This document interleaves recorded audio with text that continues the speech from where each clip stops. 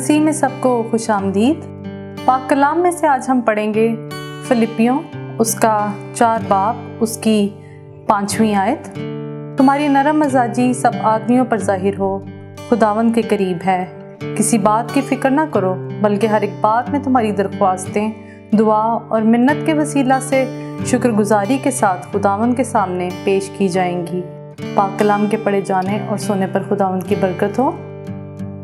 आज का कलाम हमें इस बात की हौसला अफजाई देता है कि जो दुआएं, जो मिन्नतें हम खुदा से करते हैं वो ज़ाया नहीं जाती। हमारी हर एक दुआ उसके हुजूर जाती है।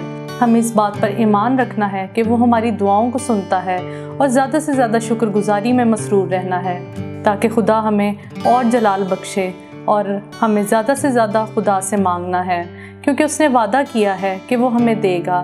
पाक कलाम में लिखा है कि किसी बात की फ़िक्र ना करो, सो हमें किसी बात की फ़िक्र नहीं करनी और ईमान रखना है कि वो कादिर मुतलक हमें देगा और हमारी दुआओं को कबूल करेगा।